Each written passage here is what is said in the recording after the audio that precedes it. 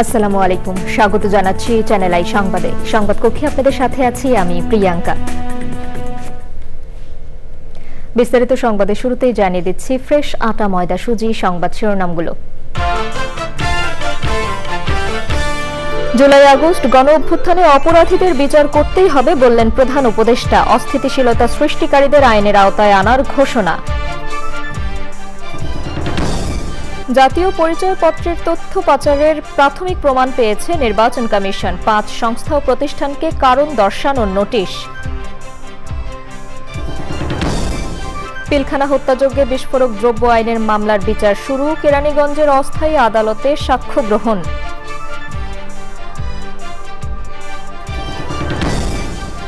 Operation devil হান্টে Gazipur জেলায়ও আরও 100 জন গ্রেপ্তার, সবাই আওয়ামী লীগের নেতাকর্মী।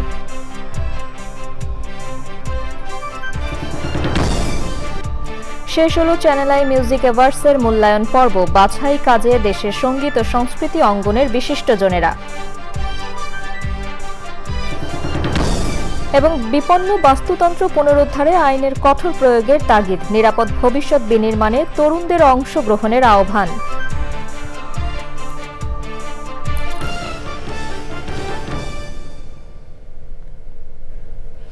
সংবাদ শিরোনামগুলো জানাচ্ছিলাম। এখনকার সংবাদ আয়োজন একই সঙ্গে চ্যানেল আই এর ইউটিউব চ্যানেলে এবং চ্যানেল আই এর ওটিটি প্ল্যাটফর্ম আই স্ক্রিনে লাইভ স্ট্রিম হচ্ছে। যাচ্ছে বিস্তারিত সংবাদে। প্রধান উপদেষ্টা অধ্যাপক মোহাম্মদ ইউনূস বলেছেন, জুলাই গণ অভ্যুত্থানে অপরাধীদের অবশ্যই বিচার করতে হবে। অভ্যুত্থানের শহীদদের পরিবার ও আহতদের সঙ্গে সাক্ষাৎ অনুষ্ঠানে তিনি বলেন, নতুন বাংলাদেশ বিনির্মাণে যারা বাধা দেবে তাদের আইনের আওতায় আনা ছাড়া বিকল্প নেই। চকর মালিথার রিপোর্ট। যাদের কারণে আজকের এই নতুন বাংলাদেশ, সেই জুলাই গণ অভ্যুত্থানের শহীদদের পরিবার ও আহতদের সঙ্গে প্রধান উপদেষ্টা অধ্যাপক মোহাম্মদ ইউনূসের সাক্ষাৎ অনুষ্ঠান। সবার প্রতি শ্রদ্ধা জানিয়ে প্রধান উপদেষ্টা বলেন, শহীদ ও আহতরা নতুন বাংলাদেশের স্রষ্টা। আপনি ইতিহাসের স্রষ্টা। আপনার ছেলে, আপনার সন্তান, আপনার ভাই, আপনি নিজে যিনি আহত হয়েছেন, যারা এখানে আসছেন, তারা ইতিহাসের স্রষ্টা। ইতিহাসের স্রষ্টাকে সাধারণ মাপকাঠি দিয়ে, টাকা পয়সা দিয়ে হয় না। যে জাতি ইতিহাসকে স্মরণ করতে পারে না, সে জাতির ভবিষ্যৎ নেই। আপনারা হলেন সেই জ্বলন্ত জীবন্ত। জুলাই গণ অভ্যুত্থানে বিরোধিতাকারীদের নিয়ে কথা বলেন তিনি। কারণ তোমরা বলার সময় বলেছো যে আমাদের এখানে স্বৈরাচারী সরকারের লোক বসে আছে, আমাকে এই করছে। তারা চলে যায় নাই। তোমরা বলছো যে তার সরকারে আছে, আমরা তোমার গ্রামেও আছে। শুধু সরকারকে দেখি আমি চলে গেলাম, ওই সরকারে আছে, তারা কিছু করতে পারতেছে না। তোমার গ্রামে আছে, তুমি কিছু করতে পারতেছো? তুমি তো দুঃখ করতে এসছো আজকে। কাজে সেই তেজ আসতে হবে না, এটাকে জায়গা দেবো না আমরা কোথাও। আমাকে তার ভয়ে আমার গ্রামে পথ চলতে হবে, এই বাংলাদেশ করলাম আমরা। যদি বল তারা সে আমারে পিটবে, আমি পিটবো, এটা এই পিটাপিটির শেষ কোনোদিন হবে না। তাদেরকে বোঝাতে হবে তোমাদের রাস্তা ভুল, যা করেছো মাপ চাও। তোমরা বিচারের কথা বলেছো অনেক সময়, বিচার তো হবে, বিচারের কাজ সরকারের দায়িত্ব বিচার করা। অভ্যুত্থান পরবর্তী একতা ধরে রেখে সবাইকে ভবিষ্যতের জন্য প্রস্তুত থাকার আহ্বান জানান প্রধান উপদেষ্টা। চকর মালিথা, চ্যানেল আই, ঢাকা। রাজধানীর পিলখানায় বিডিআর হত্যাযজ্ঞের ঘটনায় বিস্ফোরক দ্রব্য আইনে করা মামলায় বিচার কাজ চলছে। এই মুহূর্তে আসামি পক্ষের আইনজীবী ব্রিফ করছে, আমরা সরাসরি যাচ্ছি সেখানে। আবার একটি অংশের মৃত্যুদণ্ড হয়েছিল। এই হত্যা মামলা হাইকোর্টে গিয়ে এর কিছু সংখ্যাগত পরিবর্তন হয়েছে, কিন্তু এই 4 ক্যাটাগরি ওখানে বহাল ছিল। এই বিজ্ঞ আদালত গত তারিখে যারা খালাস পেয়েছিলেন, আমাদের হিসাব মতে কম বেশি হতে পারে, 278 জনের মধ্যে 178 জনকে গত তারিখে ওনারা জামিন দিয়েছিলেন। তারা ইতিমধ্যে মুক্তি পেয়েছেন। আজকে তারা প্রথম ধার্য তারিখে হাজিরা দিয়েছেন। আমাদের আবেদন ছিল ওই 178 জন যাদেরকে জামিন দিয়েছে, ওখানে 100 জনকে ক্লারিক্যাল ভুল বা অন্য কারণে জামিন হয়নি, সেই 100 জনের জন্য আজকে আমরা জামিন আবেদন করেছিলাম। একইভাবে যাদের 10 বছর বা তারও কম সময়ের দণ্ড হয়েছিল, যে দণ্ডটা ইতিমধ্যে সার্ভ আউট হয়েছে, তার জন্য আমরা আজকে জামিন চেয়েছিলাম। এই দুটো জামিনের ব্যাপারে বিজ্ঞ আদালত বলেছেন উনি দেখে শুনে এরপরে আদেশ দেবেন। একইভাবে আমাদের আরেকটি আবেদন ছিল সেটি হচ্ছে 205 একটি আবেদন ছিল। আপনারা জানেন যে এই আসামিরা যারা ইতিমধ্যেই জামিনে মুক্ত হয়েছে, এই 178 জন বা কম বেশি, এরা দীর্ঘ 17 বছর কম বেশি এরা ভেতরে আছেন। শারীরিকভাবে যেমন এরা অসুস্থ, এরা সবাই ইতিমধ্যে বয়স্ক অবস্থানে পরিণত হয়েছে। এবং সবচেয়ে বড় বিষয় হচ্ছে এখানে একটি সিকিউরিটি মেজারের প্রশ্নে, একটি সেন্সিটিভ একটি জায়গায় এত সংখ্যক লোকের আসামিদের এসে হাজিরা দেওয়া নিরাপত্তার প্রশ্নে একটি বড় প্রশ্নবোধক। এই দুটো বিষয়কে কনসিডার করে বিজ্ঞ আদালতে আমরা চেয়েছি 205-এ তাদের স্ব আইনজীবীর মাধ্যমে হাজিরা দেওয়ার একটি অনুমতি। এই দুটো বিষয়ে আজকে শেষ হয়েছে, একই সাথে একজন সাক্ষী হয়েছে। তো সকল বিষয় মিলেই এই পর্বে আমি আমাদের London senior advocate Aminul Islam স্যারকে কথা রাখবার জন্য বিনীত অনুরোধ করছি। গাজীপুরে অপারেশন ডেভিল হান্টে মেট্রোপলিটন এলাকায় 79 জন ও জেলা পুলিশের অভিযানে আরও 21 জনকে গ্রেফতার করা হয়েছে। এ নিয়ে গাজীপুরে দুদিনে মোট 180 জনকে গ্রেফতার করা হয়েছে। পুলিশ জানিয়েছে গ্রেফতারদের সবাই আওয়ামী লীগের নেতাকর্মী।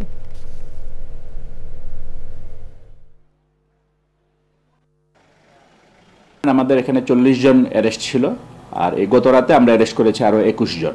টোটাল তাহলে গত 2 দিনে আমাদের এখানে 61 জন গ্রেফতার হয়েছে। বিভিন্ন অপারেশন ডেভিল হান্টের আমাদের যে লক্ষ্য উদ্দেশ্য, সেই লক্ষ্য উদ্দেশ্যের ভিত্তিতে এই 61 জন গ্রেফতার হয়েছেন।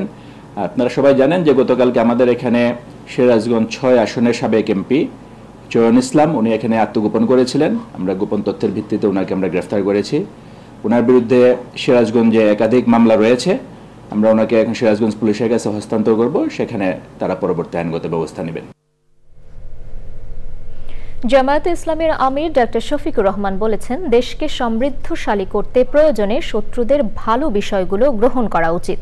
রাজধানীর মগবাজারে সাব্বির উদ্দিন আহমেদ রচিত 2টি গ্রন্থের প্রকাশনা অনুষ্ঠানে তিনি বলেন, তুরস্কেও প্রেসিডেন্ট রিসেপ তাইয়েপ এরদোয়ান মুসলিম অমুসলিম নির্বিশেষে মানবতার ডাকে পাশে দাঁড়িয়েছেন। রোহিঙ্গাদের পাশেও তিনি শুরু থেকে রয়েছেন। অনুষ্ঠানে খন্দকার আলতাফ হোসেনের সভাপতিত্বে আরও ছিলেন দৈনিক নয়া দিগন্তের সম্পাদক আলমগীর মহিউদ্দিন, সাংবাদিক, লেখক ও গবেষক শাহ আব্দুল হালিম এবং অন্যরা।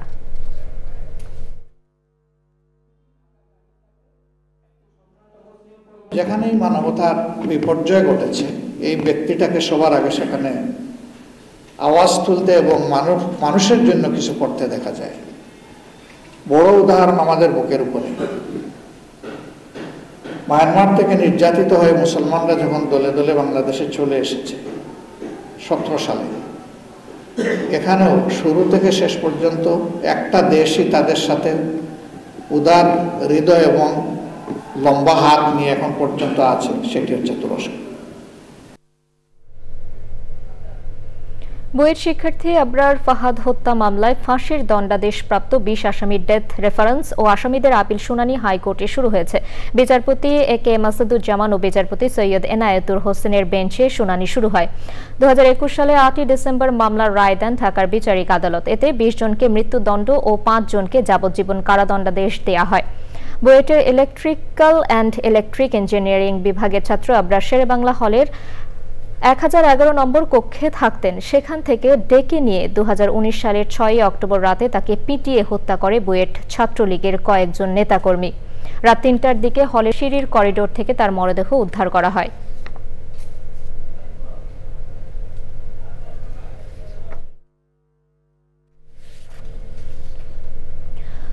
দখল দূষণ রোধ ও বিপন্ন বাস্তুতন্ত্র পুনরুদ্ধারে এখনই নীতি নির্ধারণী পর্যায়ে যথাযথ পদক্ষেপ ও আইনের কঠোর প্রয়োগ বাধ্যতামূলক বলছেন প্রকৃতিবন্ধু বীর মুক্তিযোদ্ধা মুকিত মজুমদার বাবু।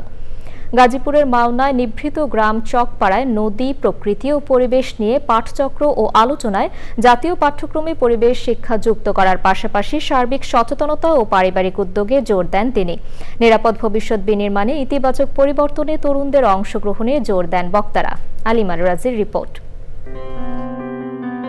ধ্বংসের দ্বারপ্রান্তে থাকা সভ্যতা রক্ষায় কোনো পদক্ষেপই যখন যথেষ্ট নয়, তখন নিরাপদ ধরিত্রী বিনির্মাণ অভিযাত্রা সংহত করতে দেশের ভবিষ্যৎ নাগরিক শিশুদের আরও সম্পৃক্ত করতেই আলোচনা ও উদ্যোগ। বৃক্ষরোপণে শুরু হয় দিনের কর্মসূচি।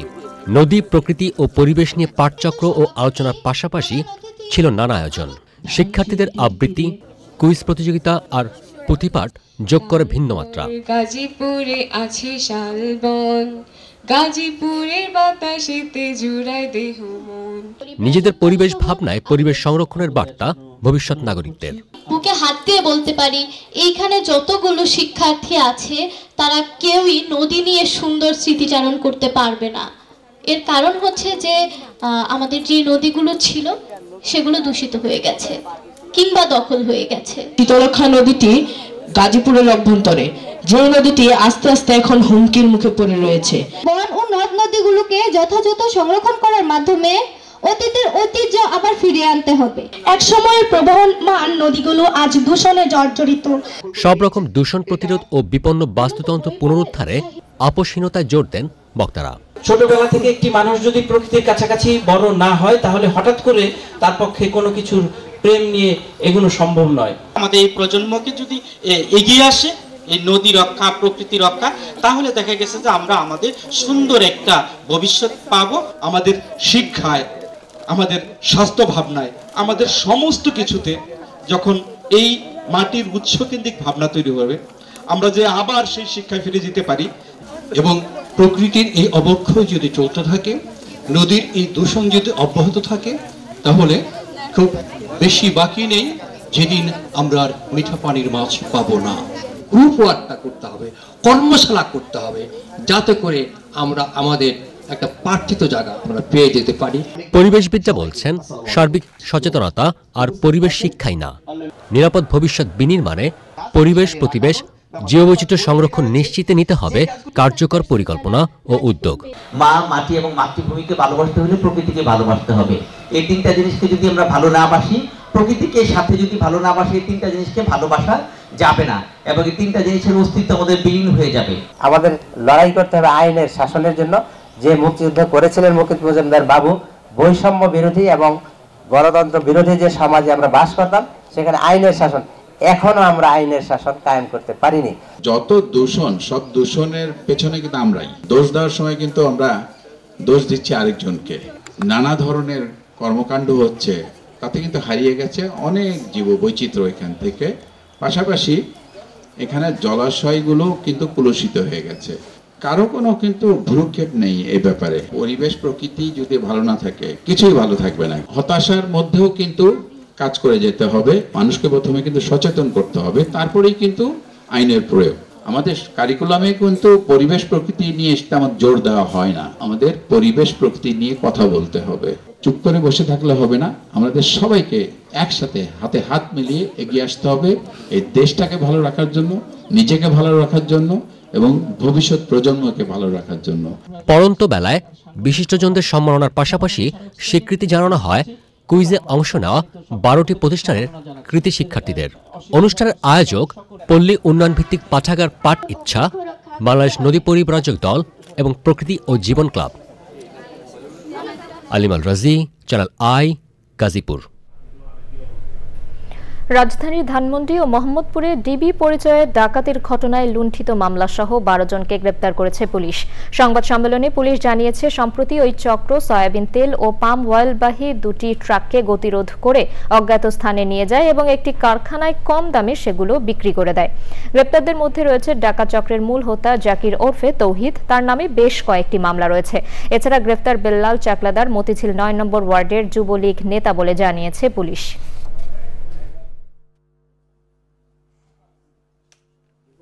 মামলা হওয়ার পরে এই ট্রাক দুটো উদ্ধার করা হয় পরিত্যক্ত অবস্থায়। এটা দুটোই পরিত্যক্ত অবস্থায় উদ্ধার করা হয় মোটামুটি মাওয়াঘাট বা মুন্সিগঞ্জের ওই এলাকায়।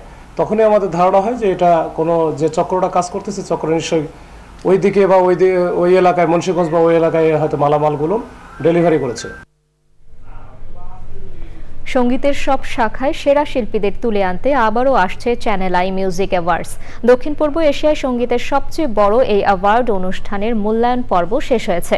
বিচার কাজে ছিলেন দেশের সঙ্গীত ও সংস্কৃতি অঙ্গনের বিশিষ্টজনেরা। পরাগ আজিমের রিপোর্ট। সুর ও সঙ্গীতের উৎকর্ষ সাধন ও সুস্থধারার সঙ্গীতকে এগিয়ে নিতে 2004 সালে শুরু হয় চ্যানেল আই মিউজিক অ্যাওয়ার্ডস। পরে এই আয়োজন পরিচিতি পায় দক্ষিণ পূর্ব এশিয়ার সঙ্গীতের সবচেয়ে বড় অ্যাওয়ার্ড শো হিসেবে।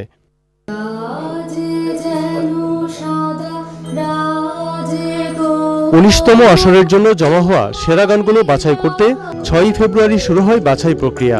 সত্যি আশার আলো জাগে যখন এত সুন্দর সুন্দর কণ্ঠ আসছে এবং তারা অত্যন্ত মনোযোগী হয়ে এই গানগুলো রেকর্ড করে তবে পাঠাচ্ছেন। এই উপমহাদেশে এত বড় আয়োজন আর হয়েছে কিনা আমার জানা নেই।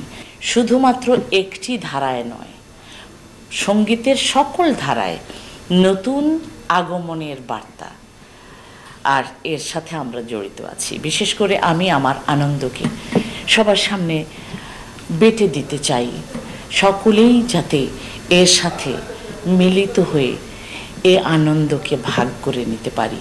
এ পর্যন্ত যা শুনলাম সত্যি আশা জাগানোর মতো। বেশি ভালো লাগাটা সেটির আনন্দটা নিয়েই আমরা এখান থেকে বেরোবো এবং আমি আশা করব যে এই যে নতুন নতুন ছেলেমেয়েরা আমরা খুবই খেয়াল করতে পারছি যে নতুন এবং পুরনোর মিশ্রণেই এই ইয়েটা হচ্ছে, বাছাইটা হচ্ছে। তো নতুন ছেলেমেয়েদের মধ্যে অনেক সম্ভাবনা আমার মনে হয় আমি দেখতে পেলাম। আর এবার আজীবন সম্মাননা সহ 17টি ক্যাটাগরিতে পুরস্কার দেওয়া হবে। পুরনো যাবে, নতুন আসবে, নতুন সৃষ্টি নিয়ে আবার উজ্জীবিত হবে, এটাই বিধান। চ্যানেল আই প্রচুর মেধা ব্যয় করে এই শিল্পীদের ছেলে মেয়ে সবারই গানগুলো তাদেরকে উপস্থাপন করার সুযোগ করে দিয়েছে, যেটা খুবই প্রশংসার। আজকে যারা আমরা বিচারক মণ্ডলীতে আছি, যার যার ক্ষেত্রে সকলেই অভিজ্ঞ, এই চ্যানেল অ্যাওয়ার্ডটি সফলভাবে শেষ হোক, এটাই আমি আশা করি। জমজমাট আয়োজনের মধ্য দিয়ে শিগগিরই চ্যানেল আই মিউজিক অ্যাওয়ার্ডস 2024-এর চূড়ান্ত পর্দা উন্মোচন করা হবে। পরাগ আজিম, চ্যানেল আই, ঢাকা। এবারে ভাষার মাস ফেব্রুয়ারি।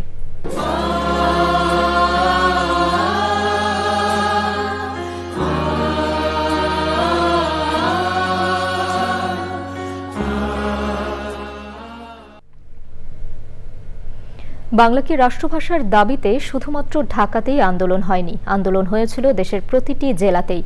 কোনো কোনো গ্রামেও হয়েছিল ভাষার জন্য আন্দোলন। 1952 সালের 21শে ফেব্রুয়ারির আগে যেমন বাংলাকে রাষ্ট্রভাষার দাবিতে আন্দোলন হয়, তেমনি 21শে ফেব্রুয়ারিতে শিক্ষার্থীদের হত্যার পর আন্দোলন আরও বেগবান হয় দেশের বিভিন্ন স্থানে। ওবায়দুল রশিদের রিপোর্ট। 52 ফেব্রুয়ারির শুরুতে চট্টগ্রামের শহর থেকে গ্রামে বাংলাকে রাষ্ট্রভাষা করার দাবিতে জনসভা হয়েছে। সেখানে অনুষ্ঠিত হয়েছিল সর্বদলীয় সম্মেলন। 21শে ফেব্রুয়ারি শিক্ষার্থীদের উপর পুলিশের গুলিবর্ষণের পর চট্টগ্রামে আন্দোলন ছড়িয়ে পড়ে, ছাত্রী বিক্ষোভ হয় সেখানে। বাংলাকে রাষ্ট্রভাষার দাবিতে আন্দোলন হয়েছিল মানিকগঞ্জে। হরতাল, প্রতিবাদ সমাবেশ সহ বিভিন্ন কর্মসূচি পালিত হয় সেখানে। যশোরে হরতাল, প্রতিবাদ সমাবেশ, মিছিল সহ বিভিন্ন কর্মসূচি পালিত হয়েছিল রাষ্ট্রভাষা বাংলার দাবিতে। পাকিস্তান গণপরিষদের অধিবেশনে বাংলাকে রাষ্ট্রভাষা হিসেবে গ্রহণ করতে দাবিও জানানো হয় সেখানে। ভাষার জন্য টানা আন্দোলন হয়েছিল ময়মনসিংহে। সেখান থেকে নিরীহ শিক্ষার্থীদের হত্যার নিরপেক্ষ তদন্তও দাবি করা হয়। 52-র 21শে ফেব্রুয়ারির আগে পরে আন্দোলন হয়েছে রংপুরে। শুধু শহরেই নয়, রংপুরের বিভিন্ন গ্রামাঞ্চলেও হয়েছে আন্দোলন। সিলেট, ফরিদপুর, বরিশাল, কিশোরগঞ্জ, মুন্সিগঞ্জ, পাবনা, কুষ্টিয়া, রাজশাহী সহ দেশের প্রায় সব স্থানেই হয় মাতৃভাষার জন্য আন্দোলন। Obaidul Rashid, channel I, Dhaka. আসন্ন হজের জন্য 14 ফেব্রুয়ারির মধ্যেই মিনা ও আরাফায় তাঁবু ও ক্যাটারিং এর জন্য সার্ভিস কোম্পানি, বাড়ি বা হোটেল কর্তৃপক্ষ ও পরিবহন কোম্পানির সাথে চুক্তি এবং ক্যাটারিং নিতে আগ্রহী হলে ক্যাটারিং সেবাদানকারী কোম্পানির সাথে চুক্তি করতে হবে। হজ ব্যবস্থাপনা নিয়ে সংবাদ সম্মেলনে ধর্ম উপদেষ্টা জানান, এই সময় আর বাড়ানো হবে না। তিনি বলেন, এজেন্সির অবহেলা বা গাফিলতির কারণে কোনো যাত্রী হজ করতে না পারলে সে দায় সংশ্লিষ্ট এজেন্সিকে নিতে হবে। এ দায় সৌদি সরকার কিংবা ধর্ম বিষয়ক মন্ত্রণালয় বহন করবে না। তাদের বিরুদ্ধে শাস্তিমূলক ব্যবস্থা নেওয়া হবে। এবার শিশুরা হজে যেতে পারবে না বলেও জানান তিনি।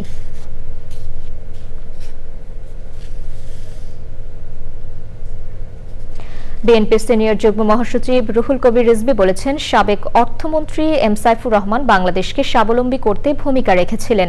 তিনি দেশের ভঙ্গুর অর্থনীতিকে মজবুত ভিত্তির ওপর দাঁড় করিয়েছিলেন। মৌলভীবাজার সদর উপজেলার বাহার মর্দান সমাজ কল্যাণ সমিতির উদ্যোগে এম সাইফুর রহমান স্মৃতি আমন্ত্রণমূলক ফুটবল টুর্নামেন্টের মেগা ফাইনাল খেলার অনুষ্ঠানে তিনি আরও বলেন, সাইফুর রহমান দুর্নীতি না করে এদেশের জন্য তহবিল সংগ্রহ করেছেন। সে সময় বিএনপির সাংগঠনিক সম্পাদক জি কে গৌস এবং অন্যরা ছিলেন।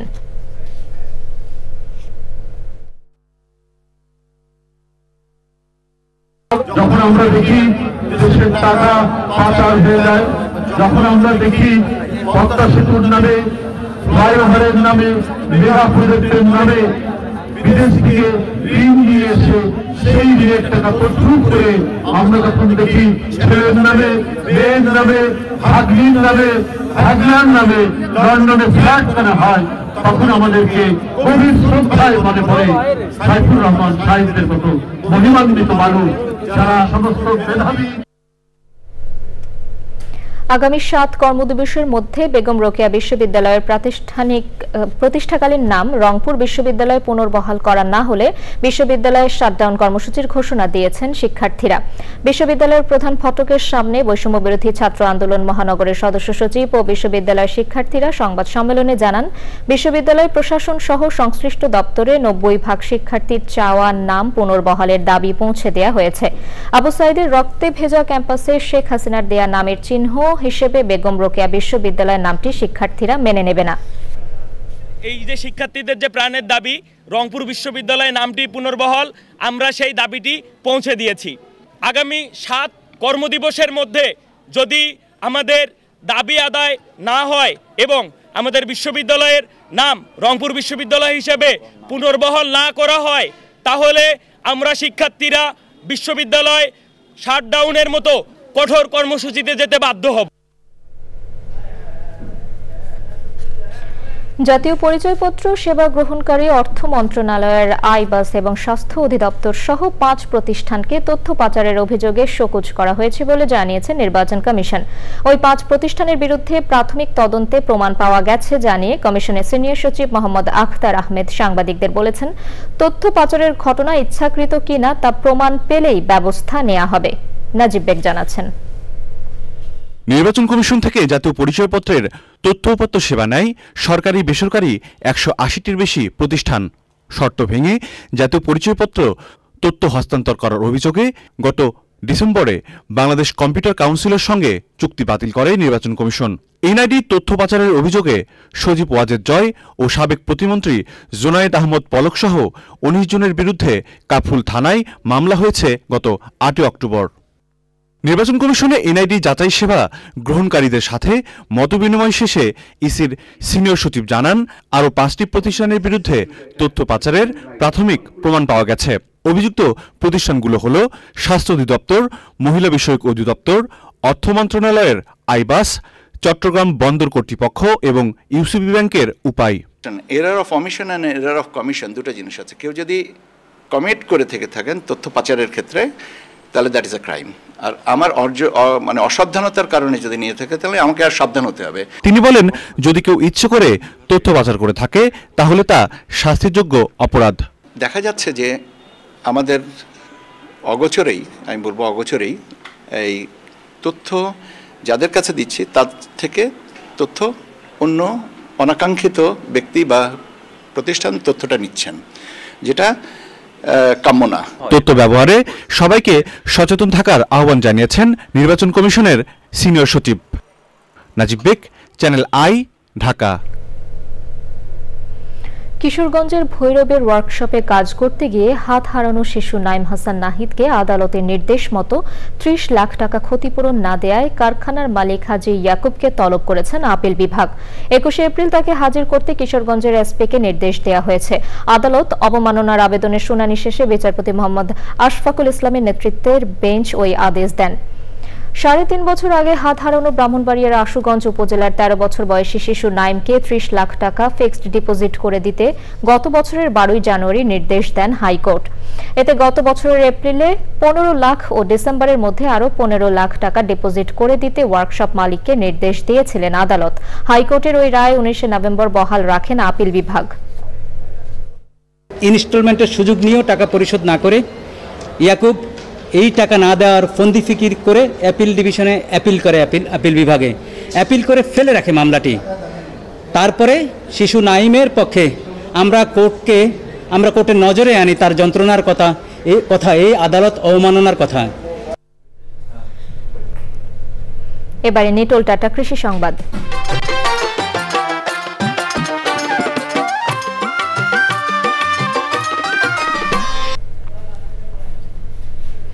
বাড়ির আঙিনা ও পতিত জমিতে সবজি এবং ফলমূল চাষ করার মাধ্যমে আর্থিকভাবে লাভবান হচ্ছেন শরীয়তপুরের কৃষকরা। কৃষি বিভাগ আশা করছে এতে কৃষক ও গৃহস্থের নিরাপদ খাদ্য নিশ্চিত হবে এবং দেশের খাদ্য ঘাটতি পূরণে অগ্রগতি হবে।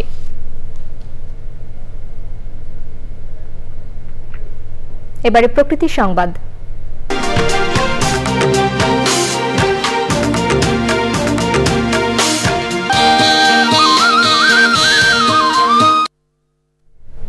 কিশোরগঞ্জের গুরুদয়াল সরকারি কলেজে শীতকালীন ফুল উৎসব হয়েছে। 200 প্রজাতির রং বেরঙের ফুলে সেজে ওঠে পুরো কলেজ প্রাঙ্গণ। ফুলের সৌন্দর্য আর সৌরভে মুগ্ধ নগরবাসী। এ ধরনের আয়োজন ব্যস্ত নাগরিক জীবনে স্বস্তি ফেরাবে প্রত্যাশা সংশ্লিষ্টদের।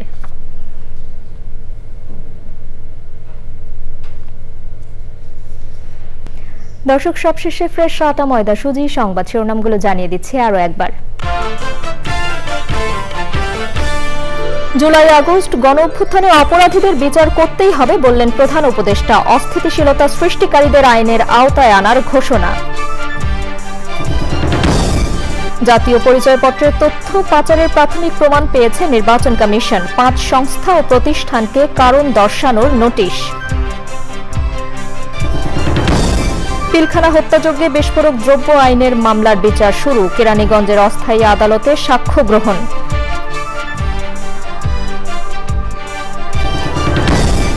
অপারেশন ডেভিল হান্টে গাজীপুর জেলায় আরও 100 জন গ্রেপ্তার, সবাই আওয়ামী লীগের নেতাকর্মী।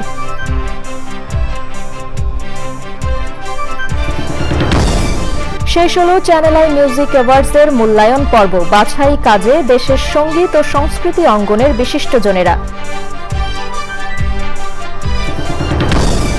এবং বিপন্ন বাস্তুতন্ত্র পুনরুদ্ধারে আইনের কঠোর প্রয়োগের তাগিদ, নিরাপদ ভবিষ্যৎ বিনির্মাণে তরুণদের অংশগ্রহণের আহ্বান।